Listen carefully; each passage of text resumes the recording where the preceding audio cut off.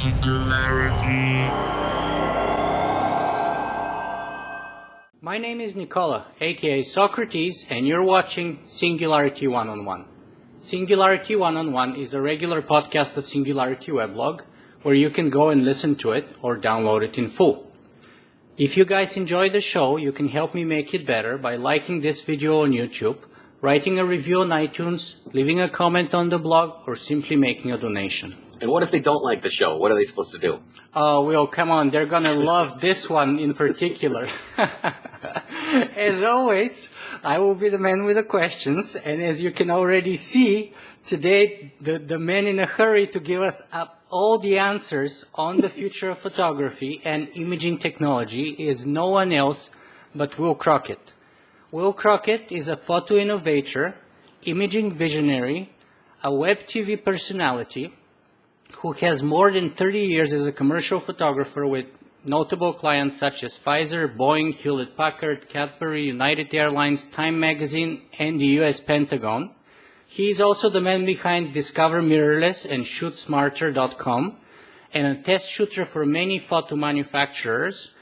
He gets privileged access to many of their prototypes, and actually in this way he became the main reason why I ended up buying a Panasonic GH3 in order to shoot all my in-person interviews. Oh, sure. You're going to try to blame me now for your lousy video. So if anything goes wrong from here on to all my audience, it's this guy's fault, I have to say. So, Will, thanks very much for being on Singularity One-on-One today. I really appreciate you took time to be with us. Oh, it's great to be here. The staff around the studio gives me nothing but a hard time because I've been a fan of your website for quite a while. And take a look at your video interviews, particularly the one we were chit-chatting about with Ray Kurzweil. Man, if I could have ever gotten to go on one, that would probably be the one I'd go on. I think that guy is something else. And I'm sure if you were, then you wouldn't have made any of the endless mistakes that I did, both in the audio and the video and the light, everything I messed up. It was terrific. In fact, I think that's probably your best podcast because I have that one permanently on my iPhone. Oh, wow. Thank you so much. You're welcome. So, Will, I'd like to find out, the first question that I ask of my guests is, I want to find out what makes them tick. Not only what they do, but why they do it and why and how did they end up doing what they do. Yeah. So let me ask you this. Why and how did you fall in love with photography? Of all the other things you could do. I was a farm kid raised in central Illinois and son of car mechanics. My father, my uncle, they were all into repairing cars, and I learned a little bit of that early, but I just wasn't interested in that. Somehow I picked up a camera and I found that I could experience kind of both halves of my brain. The technical chemistry part, because back then we were developing film in a dark room. And then the creative part was really kind of a bit of escapism, I guess, for me to see if I maybe had the ability to be a creative person instead of a mechanical person, because the small area in central Illinois that I grew up in really didn't offer a whole lot of opportunity to creative people. So somewhere along the line, I just decided I was going to go to photo school. And the funny part is I actually won a scholarship to go to study electronics. Through a state of Illinois kind of contest thing for electronic high school students, and I won the whole thing. And I just did it as a lark to keep my parents from yelling at me, and I won the darn thing. And they were really upset when I decided to pass it, and instead I went to Brooks in Santa Barbara, California to study photography. So that's really how it all happened, and beyond that, I don't know how I got here. Wow, so you could have ended up in the world of technology, more strictly speaking than you are right now. So that's an interesting segue perhaps to one of the major questions in the heart of photography that has been there since the very early days of photography, which is the debate of whether photography is really an art or a science, or whether craft. it is a reality or fiction. You know, I think of it much like the guys that I see in the Northeast that with just their hands and a stack of hardwood create the most beautiful, cabinets and tables you've ever seen. Nothing fancy, nothing ornate, nothing art. However, when you look at the skill and the artisan and the craftsmanship that they pour into that, that is art to me that you see every day. Even though you open up the knob on that cabinet to grab a coffee mug every day, that doesn't mean that that's not a piece of art there too. But does it really deserve to hang in the Louvre next to something that's, you know, a fancy oil painting? I don't know what the answer is. Is photography art? I don't know. I don't even allow myself to be labeled as an artist at all, ever. I don't think that I'm the world's greatest photographer in the slightest bit, and I think I've gone a long way with very little photo skill and maybe a lot of technological skill, but I think my big plus is communication, and I can communicate with a camera and with a video camera and with an audio recorder, and I can communicate with my voice, and if I mix all those together, I think that's what makes me unique and different and allows me to be pretty much the only guy that does what I do. Mm-hmm.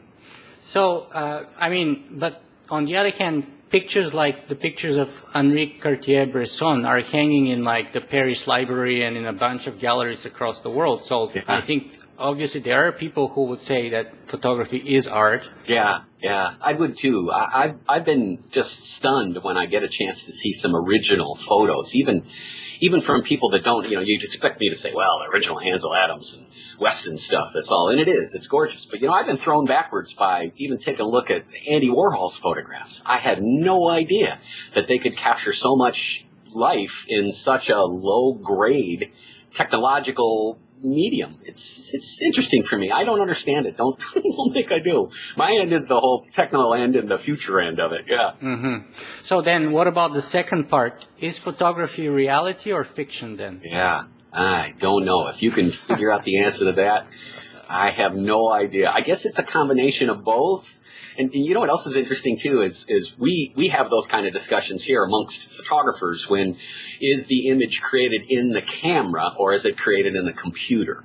Because there's so much we can do with Photoshop, whatever retouching tools. But I'm kind of old school when it comes to that, and I think that a photographer needs to create the vision of the piece in their mind and then use the camera as best they can to achieve that vision, and then only use the post-processing when they need it, when they can't do it in the camera.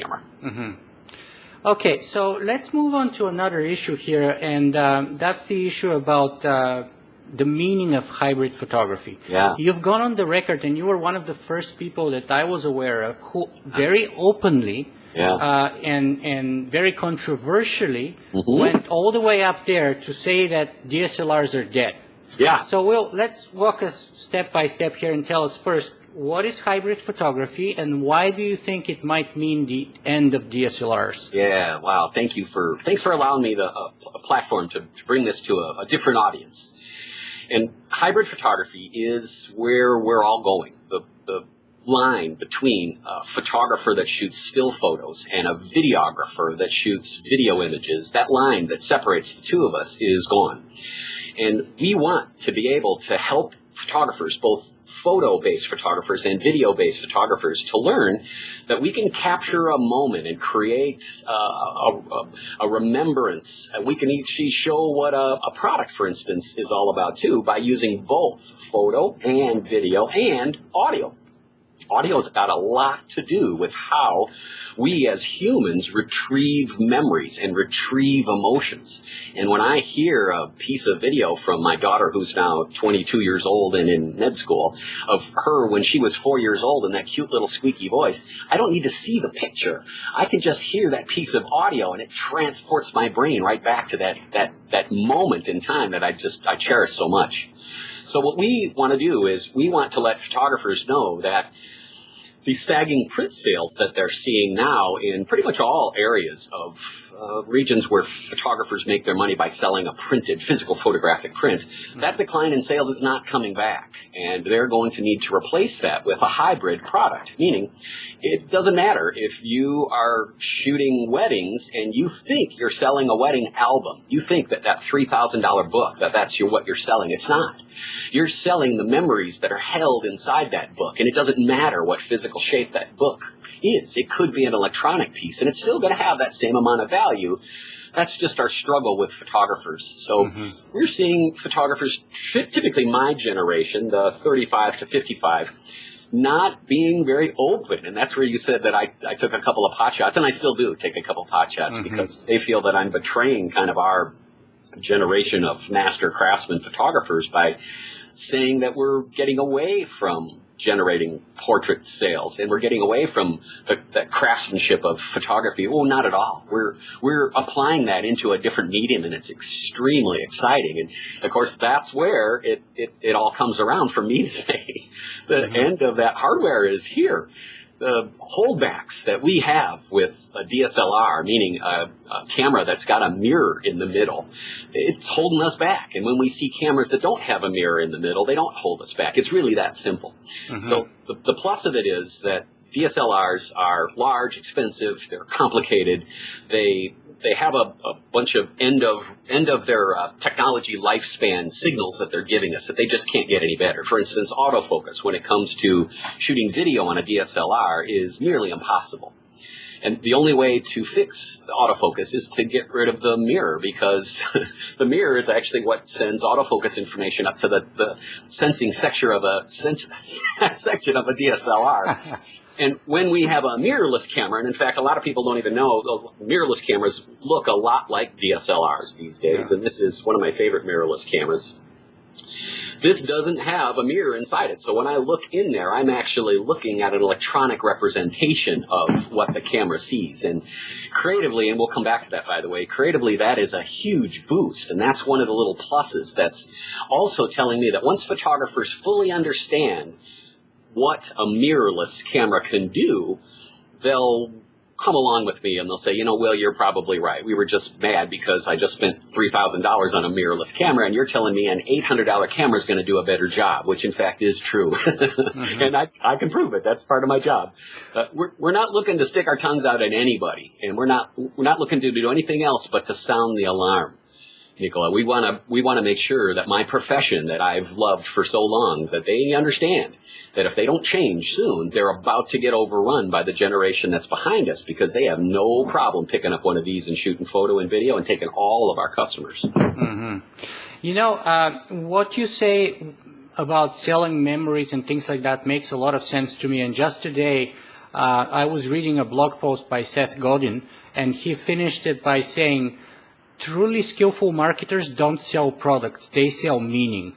Yeah. So, and I think it's a perfect example of what you were describing, that photographers are not selling that wedding album, they're selling those memories. Yeah. They're selling those moments so that people can relive them and reimagine them over and over again 50 years into the future, Absolutely. And you know what? I'm victim of that too. I have to travel a lot with my job, and I miss my wife, my daughter, my mother-in-law is a part of our family, my dogs. I miss my dogs. So when I'm a week in Death Valley working on shooting cameras that are supposed to be dust-proof, I want to just relate back to, wow, I wonder what they're doing back at home. I pull up my iPhone, and sure, I've got photos of them, but I also have a piece of video that shows all of them interacting with each other, and that is 10 times that magnetic pull that I'm looking for while I'm busy at work diving tarantulas or whatever I'm doing. Then what do you say to people who say, usually guys from the older generation who say, the heart of photography is dying because kids are nowadays entranced with computers. Everybody is doing their pictures in Photoshop rather than, in real life in their camera. There's so much stress on technology, on this and on that the actual true art or science of photography is kind of vanishing. Do you agree with that? I don't. I think it's changing shape, and I'm not to criticize my peers that say that too. There's a group of people that still believe, by the way, that if you go to college and you're going to try to get a degree in photography, that you have to go through the wet process, meaning shooting film and developing it and then making a print. I couldn't disagree anymore. You can't send an intern to me and on that resume if they say, oh, I'm a master color enlarger printer and I can process color negative film. I'll look at him like he's crazy. So, well, no, I can't use you. You have to go somewhere else. I don't know where you're going to go either, but we need people that can help us process the files that we're creating for our clients, and that is photo plus video plus audio. And unfortunately, the colleges, hopefully there's college professors watching this right now, they are woefully behind. Some of the speaking gigs that I've done on big college campuses that offer real photo degrees, they're producing kids that cannot get a job, and that's very frustrating to me. You know, I recently watched a very interesting documentary produced and shot entirely by Keanu Reeves, and I can't remember the exact title, but it was something like The End of the Film or something like that. I'll look it up and I'll put it in the show notes, where basically he went and he interviewed some of the best Hollywood directors like George Lucas, Robert Rodriguez, Martin Scorsese, and a bunch of others, and some of the people who are, and he went into that debate about film versus digital. Yeah. And, you know, one of the few people who are saying, like, I think the director of The Black Knight Rises, who is Nolan, I think his name is Nolan, who is famous for shooting, you know, full-frame films for IMAX theater, and who is like one of those people who is saying he may be the last guy shooting actually film. Yeah. And he's like a big proponent of that. So that debate is still raging in some circles in Hollywood still, even though it's largely on the losing side already. 90% of the latest films are shot in digital. Yeah. Yeah. And you know what? I'm all for the photographer, the image maker, finding the tools that feel right for them and then using that. I don't think we should shun a film person, but they can't certainly tell us that we're missing something by shooting digital, because I'm on the forefront of being able to be, you know, before a camera comes out, they're going to need to have images in order to use in their advertising campaign, as well as testing, right? Well, I'm one of the guys that gets hired by those manufacturers to go test those cameras that don't exist yet. So I'm seeing technology that comes in my hands that's 6-8 months in the future, and I'm exposed to technology that's 2-3 years in the future. And I'll tell you right now, you got to take advantage of that technology. I want my photography brethren to be able to see new technology and grab it with open arms and understand what it is and what it does. Filter through maybe some of the marketing hype that unfortunately we have to deal with too, but get to the core of what that camera is trying to do or what that piece of software offers for us, because it's going to help us advance our craft, and that's what we've got to do. So let me ask you this, perhaps, I don't know if you're at liberty to share anything with us, but can you at least give us some hints on some very cool products that you're looking forward to coming to market in the next 6 to 12 months based on your experience with prototypes? I can touch on a couple of them. That'd be very nice. Here's one that gets photographers just angry. And by the way, you're going to get plenty of posts when we talk about some of these things, which I just love. It's just people, because if you put them in a time capsule, come back in 6 months or maybe a year and you go, I told you so, you were wrong, that's good. Well, one of the things that we deal with in photography and video is ISO, right? The speed in which the sensor reacts to light. And those folks that are watching that are familiar with photographic processes, it's totally fine. We have the ability in a digital camera to spin a little dial or set a menu that determines how fast that camera is going to react to a volume of light.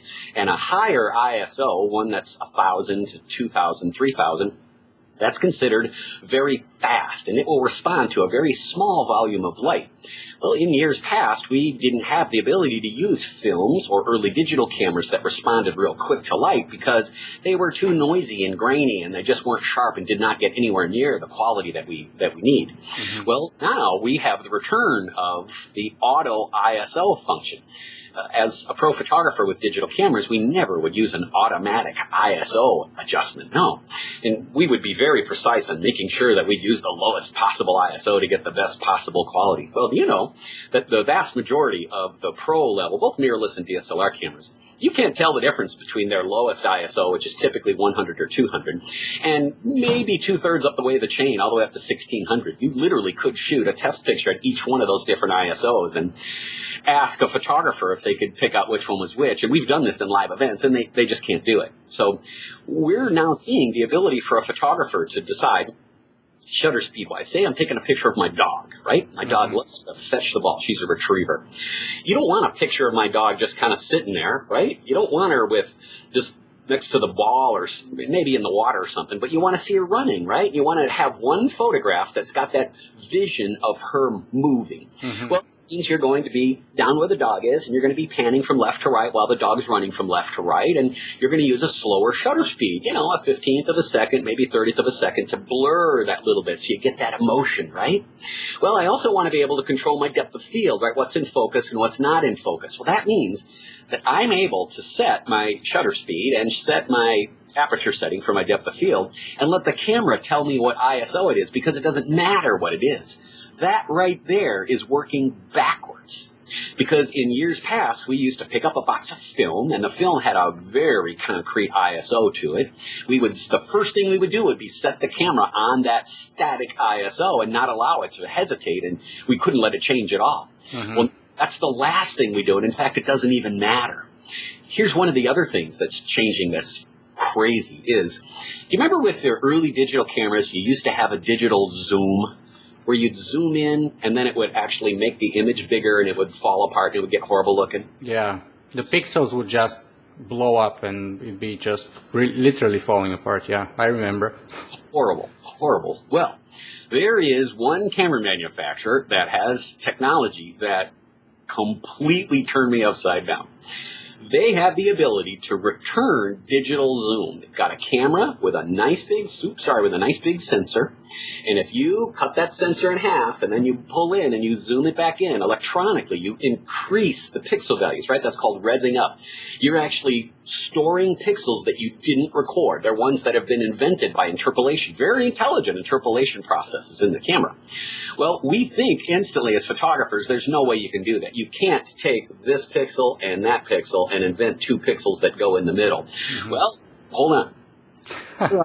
To take that photograph, which is a bunch of little pixels, convert it over to vector data. Then that computer inside that camera refers back to a database that has similar vector patterns, tones, shapes, shades, applies more vector data into that photo, and then re-bitmaps it, re-rips it back to a raster image 60 times per second. And you think, wait a minute, there's no way that can work. I mean, you could take a sensor this big, cut it in half, blow up the image so it's this big, and then fill in all the holes by going to a database that's going to convert it from pixels over to vector back to pixels, and it works? Oh, yeah. Oh, my gosh, it works like you would never believe.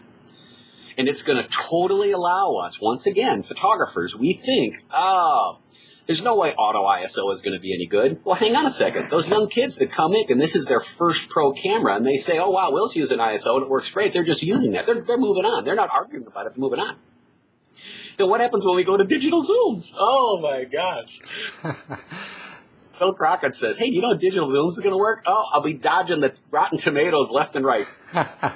Can you, perhaps you can tell us the name of the manufacturer and the camera you're talking about, or? No.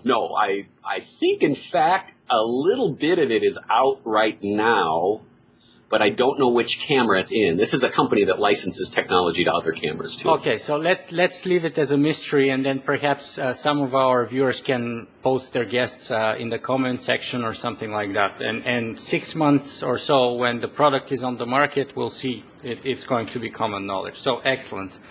Now, let me ask you a little bit of a different question here, Will. So it used to be the case that only photographers had access to photo cameras, right? Photo cameras were very expensive, very clunky, very hard to use. You know, you needed to have a very substantial training and large skill set to be able to come up with a good picture. Oh, yeah. Then eventually everyone started having cameras in their phones. Now everybody has a video camera with them everywhere they go. So, you know, and someone would say, well, what's the big deal? That only means that people would be able to take more vacation pictures or more silly, stupid vacation YouTube videos or whatever. But do you think there's a larger impact on the future of imaging technology because of the proliferation of cameras? I sure do. And the proliferation of the wireless network being able to roll around with us. For instance, we're already seeing cars that are becoming the hub of a family or a business, in fact, their wireless network, because that's the one place that ends up having everybody in it at one spot at a time. So a car, if it ends up having a Wi-Fi hotspot as well as a hard drive, could be the place where we're able to store all of our data, or at least back up our data. Mm-hmm. So I understand. Here's a great idea. The whole podcast is perfect. However, very few people understand what a podcast is and know how to manage a podcast, right? Mm-hmm. Mm-hmm. The vast majority of people would love to benefit from a podcast. Mm-hmm. Love to, and I use my wife as a guinea pig all the time. Bless her. It's a great teacher, and she's into technology, and she loves taking pictures, but she hates cameras because all they do is get in the way. So she tries as best she can, but it's a struggle for her to figure out things like, I want to buy a song from iTunes, and I want to plug in my phone, and I want to move it over there, and I want to plug it into my car, and I want to sing along to my favorite whatever song on her way to school. She can't do that. That's hard for her. Mm-hmm. I think she represents the vast majority of folks, and we're into technology, so it's pretty easy for us. Do you think that there's been a proliferation of photographers as a result of the fact that, digital photography has brought both the cost down and the skill level and made it more accessible to everybody? Because some people would say, yeah, that only means more bad pictures everywhere you look. Yeah. But my view is quite different. I know that for a fact, even though I still take horrible pictures, I take better pictures than I was taking before. There's no doubt in my mind for that. And I know that other people have even taken it many levels up and have become professional photographers in the last 5 years, right? 5 years ago, they didn't even know how to hold a camera. Now they take fantastic professional pictures. So don't you think that's one of the outcomes? Do you agree or disagree? No, I do. And why do you think that they are taking better pictures? Because of practice? Well, I think because first the barrier to entry is much lower, right? So you can buy a cheap camera for a few $100s and begin.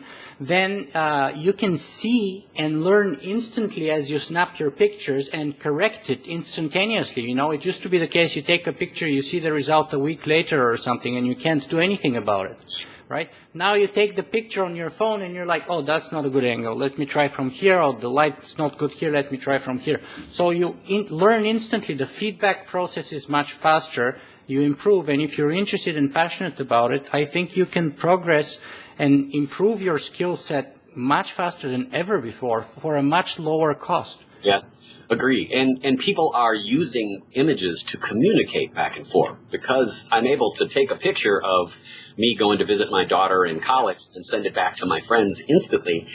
That image works a lot better to communicate my joy of seeing her than words. Mm-hmm. So I think when people see that, wow, I would like to learn how to communicate with the images that way too, and then I think that's another reason that they're becoming more comfortable with creating images, creating better images. Yeah, which brings me to the next point of why hybrid photography is indeed the future in my view too. I mean, if it's true to say that a picture is worth 1,000 words, then a video is worth 1,000,000 words, right?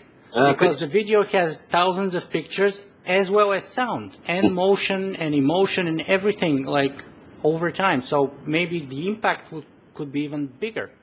It could be, but a still image, when it's really dramatic and it strikes that little chord in your mind, it stops your brain for a second. It allows you to absorb, where we're so programmed, I believe, as particularly Americans, because there's screens everywhere, that we allow that image to lead us where that moving image wants to go. But a still photo makes us stop and try to process what it is. So I don't know if video is going to be able to have that impact that photo is. I don't quite understand the psychology behind all that, and I'm not sure anyone does. Mm-hmm.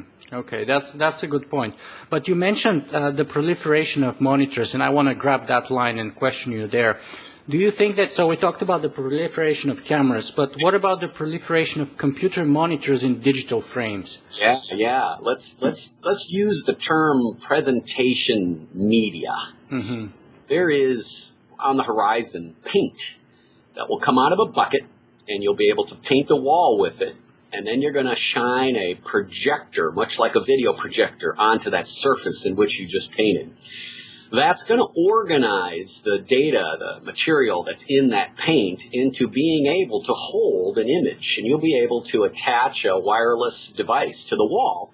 it will connect to that new surface that you just made. And it's not very sharp, and it's not going to be a crystal clear, beautiful plasma TV, but it will allow us to put up an image that has a somewhat defined shape and color. Mm-hmm. That's a big deal, and that's a mind bender. That means that every surface we can ever think of can possibly be an area that we can present an image on. Now, I had a handful of ProLabs. That these are companies that make printed products for professional photographers. Mm-hmm. I used to work a lot with, and in fact, unfortunately, because of my opinion that they better get going because it's a product to sell, right? They say, Will, why would we want to help you make an electronic product that goes from phone to iPad to television to whatever, when we have $6 million worth of equipment in the back room there that makes printed products? And I said, well, would you rather be the lab that sells printed products and electronic products, or would you want to be the lab that used to sell printed products and now you got to pay the scrap man to come get your $6 million machines out of there? Because unfortunately, we did have ProLabs that thought digital was a fad. Mm-hmm. Said, we're just staying with film, and it was a big mess. Yeah. Doesn't happen, and I'm hoping opportunities like this allow us to reach to some of my friends in the ProLab universe and tell them that this is happening with them or without them, and I sure would like to have. Yeah, just one recent example is the fact that I think both Sears and Walmart have been closing their photo studios. Yeah. Right? But going back to your point about smart paint and things like that, there has been a very popular video on the future called and produced by Corning Glass, by the way, the manufacturer of the iPhone screen or the Gorilla Glass, and I think it's called The Future of Glass, which is absolutely stunning, and I recommend for anyone to watch it. And that doesn't even show everything that they presented at CES. Let me bring you up to speed on that whole thing. Imagine this, and I'm not disclosing any secrets anywhere. Most of this is public knowledge. Imagine your refrigerator is going to be the intelligent center of your entire household, right? It may be your car, I'm not quite sure, but in the house it's going to be a refrigerator. On top of the refrigerator is going to be a camera as well as a recorder, an audio recorder device. And it's going to be able to move around, and it's going to be able to pick up on where the dog's going. If the dog wants to go out and it's between these hours, it'll open up your door and all those other things. Okay, that's all George Jetson stuff, but that's not. It's the human interaction that we want to preserve. And here's what I mean. You're going to walk up to your refrigerator and you're going to triple tap it. And then it's going to have a surface on that refrigerator that's just like an iPod, Gorilla Glass. It's the shape, the whole external surface of your refrigerator is going to be an iPod. And once you triple tap, you're going to get a little menu up there, and it's going to have a camera, and it's going to recognize you. And it's going to go, well, let's use me for an example. It's going to say, oh, okay, I see it's Will. All right, wow. No bacon for you today, my friend. When it sees me, it just locks the door and says, go.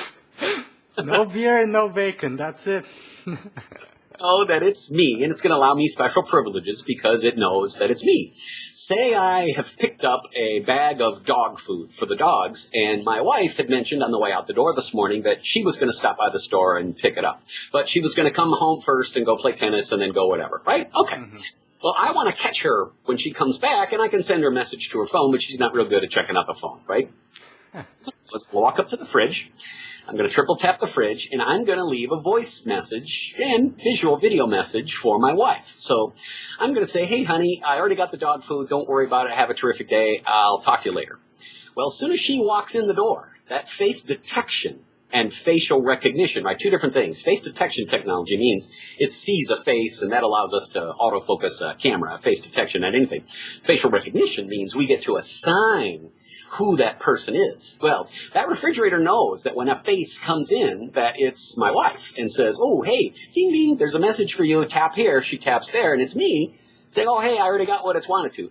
That's the technology that's going to help us sociologically move forward with what we're all trying to do. And what we're all trying to do is we're trying to communicate better and more efficiently and more effectively so that, I don't know, maybe we have more free time, but knowing technology people will just fill that extra time in with more technology stuff, right? Mm-hmm.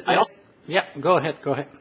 I also think that we're going to see picture frames or surfaces in our home that are connected wirelessly to our device. Let's say the iPhone that's in my pocket has a list of photo and video images that I've flagged as my favorites, and they're ones that I want to see and I want to share.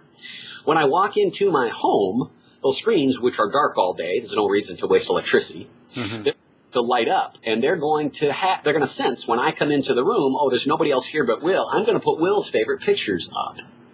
And then when my wife comes in and she's over in this part of the house and I'm over in the other part of the house is going to know where we're at, and it's going to display those images the way we want to.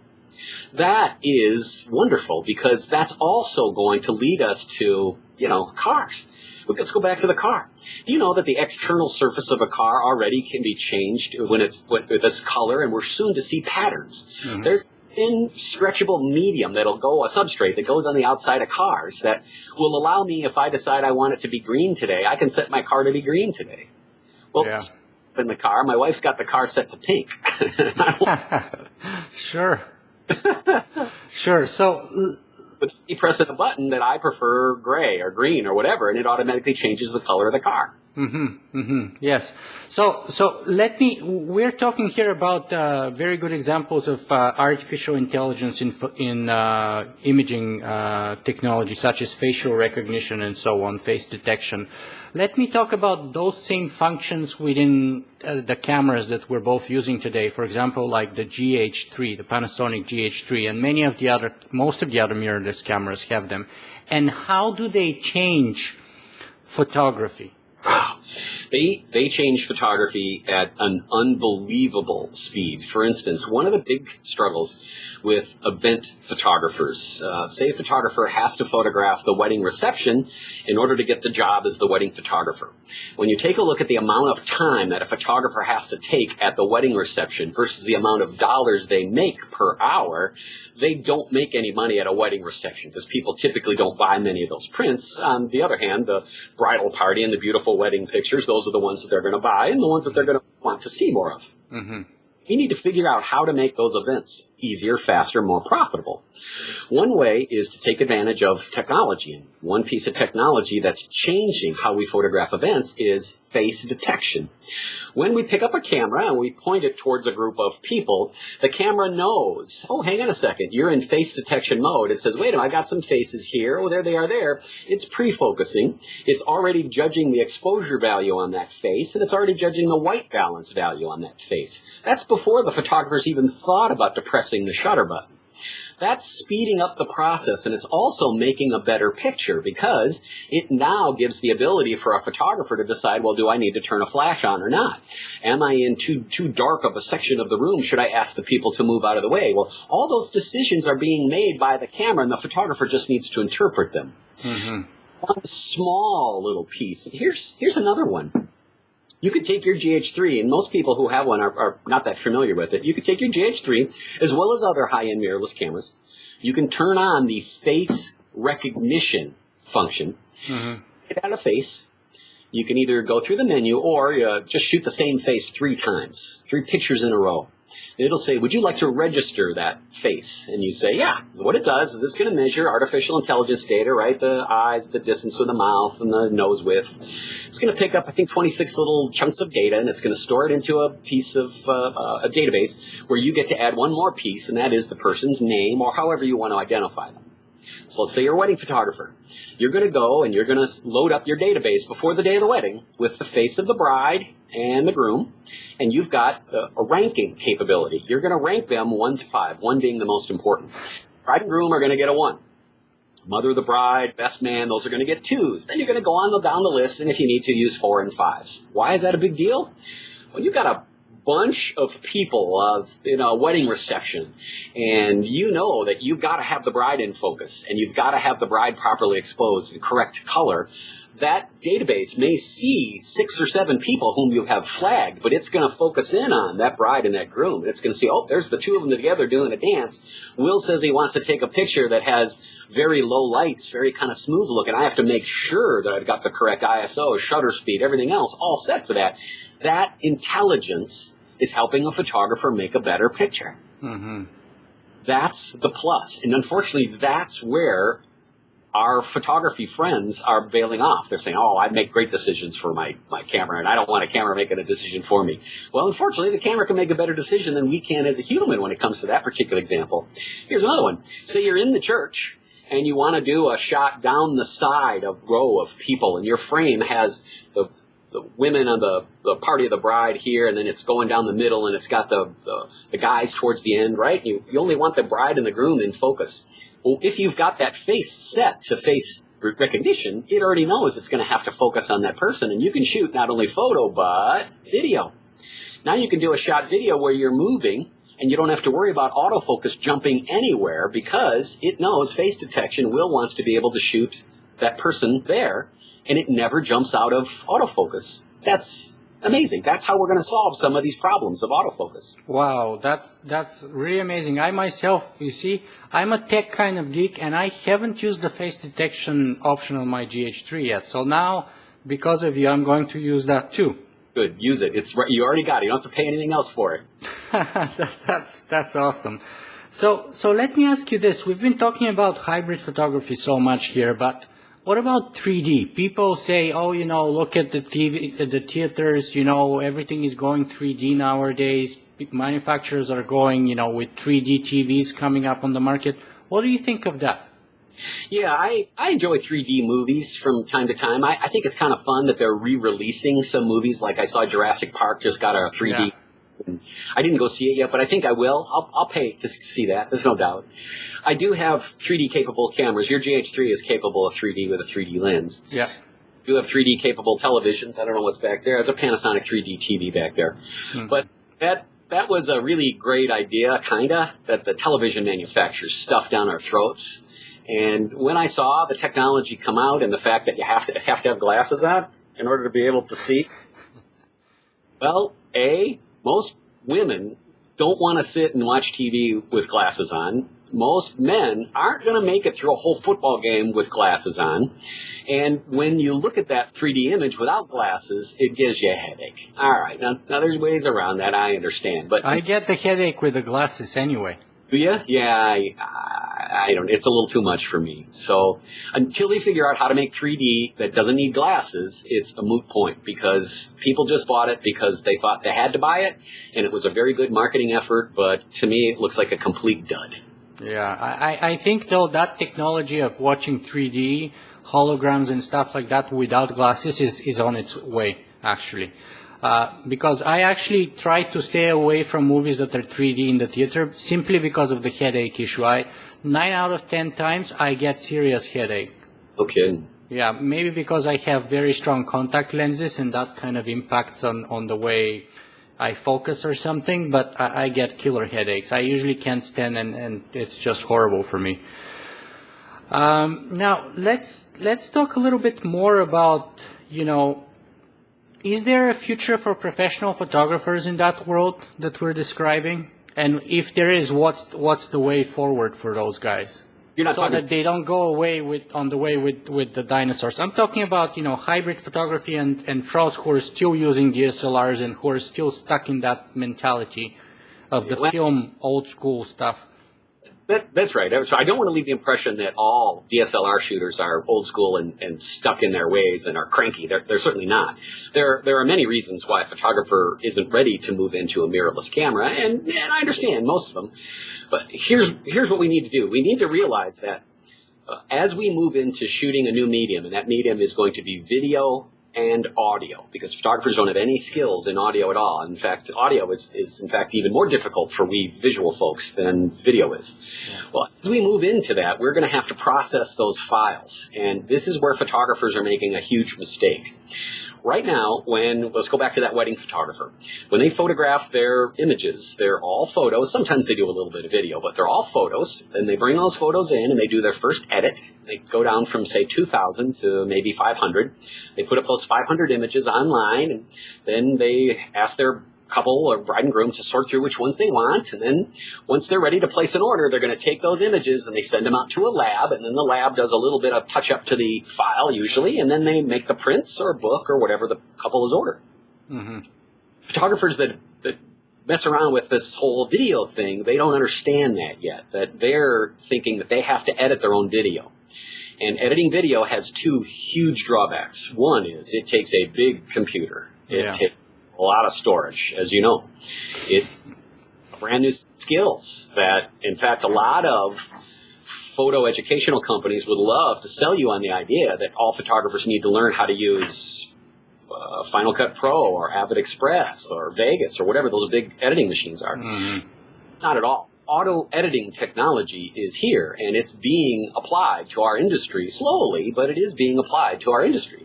Ultimately, a photographer is going to be able to shoot into what we call a templatized format. If they come in and they decide, their customer comes in and they decide that they want your whatever, Mother's Day card, they'll see an example of 5 photos and 2 pieces of video that have been auto-edited. So the photographer then can go ahead and shoot those same photos, just like the sample that the person saw, and that same piece of video, upload them to a hybrid lab. The hybrid lab then sends that video file back to the photographer, or they send it directly to your customer. So the bottom line is, customer walks in, they order a hybrid piece. It requires the photographer to shoot photo, video, record audio, trim the clips, submit them to an auto-editing system. Mm-hmm. That auto-editing system then sends, for instance, an SMS text direct to the phone of the customer. They click the download, and then that electronic product is then done and it's delivered onto the phone. Wow. That also allows the photographer to use an online sales gallery that works in an automated mode as well, because the person can hop online, can see the photo and the video and decide, oh yeah, I would like to have one of these e-products like this. Click OK. We're at the point now where the system can auto-gather the photo and video that it needs. In fact, the customer can actually choose which video it wants, sends it to the hybrid lab, it bounces back in less than an hour. The whole product's done, and the photographer doesn't have to be there, and they don't have to answer the phone. Wow. That exists, but unfortunately it's going to wipe out another industry. We're not done. I gotta tell you, I'm not a professional photographer, but that's a dream come true for someone like me, because my strength is not, however much I love using the GH3, and I do, and I've fallen in love with photography because of it too, but my dream is that I can focus on my interviews and perhaps think a little bit about the setup. But after that, I honestly hate video editing. I just want to outsource it. Ideally, if I have the money and the option, I would either give it to a more skillful person or to a more skillful, artificial intelligence that can do that stuff for me, and I can focus on the stuff that I'm good and that I like doing. Agree so much. I joke around that I'm allergic to Photoshop. We've got 7 machines here, and every one of them's got a copy of Photoshop. And I think I personally am keeping Adobe their stock values. So I don't want their editing software on every one of my computers, because I don't want all of my staff learning how to do that. I think that editing is one of those things that we're going to have to know enough about as photographers so that we can optimize the image as we shoot it. But, eventually we're going to have an electronic template that's going to be uploaded into our cameras. Mm-hmm. And shoot your Christmas card, for instance. Your camera is going to say, here's the 5 pieces you need to shoot to have a successful Christmas card that you've chosen. Mm-hmm. Here's the 1, 2, 3, 4, and then here's the video 5. And then it's going to encourage you. It's going to show you, here's what you need to shoot. And once you get those pieces, you're going to say on the back of your camera, yep, I finally have them. We've got Wi-Fi on the cameras now. Yeah. That data directly to whatever port that you want to go to, and it will make your Christmas card for you right there while you're doing your shopping. That's what we need to embrace, not run away from. Okay, so I think time is advancing here, so we have about 3 or 4 questions left. Let's see if we can go through them quickly, even though they're very important and profound questions in some ways. So the first one is about, copyright and whether it promotes and impedes progress on the one hand, and on the other hand, whether it's bound to change in a world of Instagram, Google Plus, and especially Pinterest nowadays. Yeah, that's a stupid question. Can we move on to the next one? Just well, right. As it's written in the United States is fairly well defined, and basically, if I, as a professional photographer, am in an environment in which I'm supposed to be with a camera, a public spot, or I'm in a private spot and you have consented in some way that you've recognized that I am a photographer and I am taking a picture. The moment that that image is created, I own that copyright. Now, that is just the intellectual, the intangible element of a photograph. It's got nothing to do with pixels. The actual file itself I can, of course, sell without giving up that copyright. And this is one of the things that we struggled with 15 years ago or so with color copiers coming out, because professional photographers would shoot a portrait and then folks would go to the grocery store and there'd be a color copier there and they would put the photo down and they'd make color copies of it. Well, that hurt. That hurt a lot of businesses. And in fact, that's one of the areas where Sears and Walmart, which are now defunct their studios, that's where they benefited, because they had photo studios inside and you didn't have to worry about using the color copier because they did it for you. Interesting, right? So copyright is a funny little thing, because what happens when somebody is at a news event, that airplane that went down in East Harbor in the East River in New York.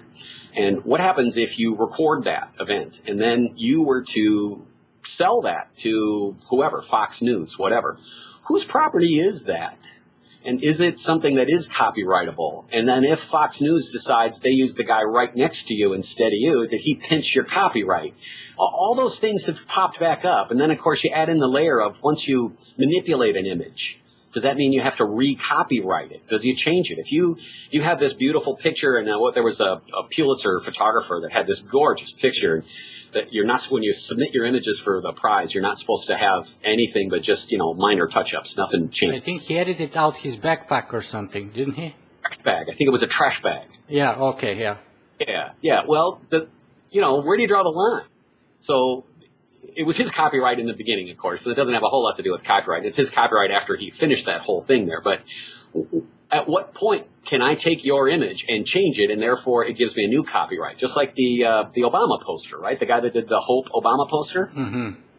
Well, he didn't take that photo, but that photo doesn't look anything like the art piece it does. Well, that's a huge copyright problem. So I'm not sure. I wish somebody would help us define what the rules are for copyright. And I know everybody wants to, they think they take the perfect picture and they want to profit $1 gazillion off of it too. But as soon as you share it, you're going to lose the ability to challenge a copyright. Right? If I put a picture on my Facebook page and you take it and you use it, I don't know that you violated my copyright. So maybe it's my fault for putting it up on Facebook, right? Mm-hmm. Yeah, those are all very interesting and profound issues. Unfortunately, we don't have the time to go in much depth of those right now. But let me move on to the last two traditional questions that I always ask of my guests on my show. And the first one is, well, where can people find more about you and your work? Prison.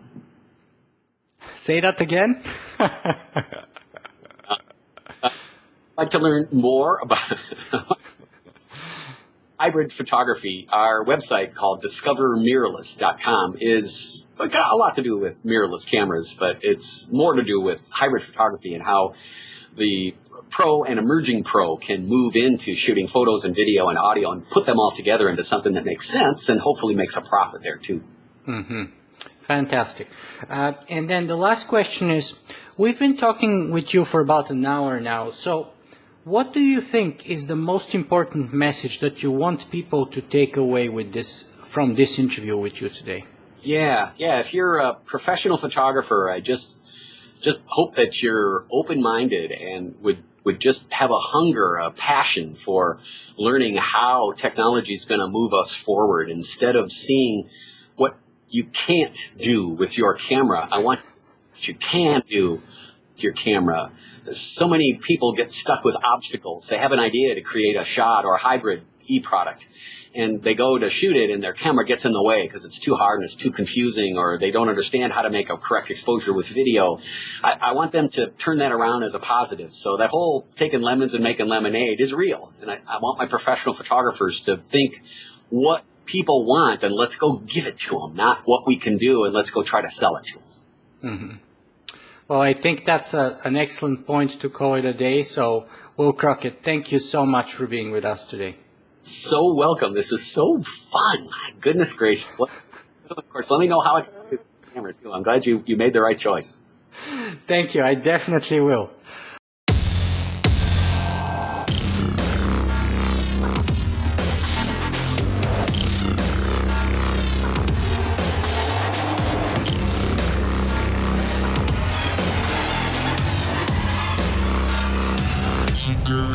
see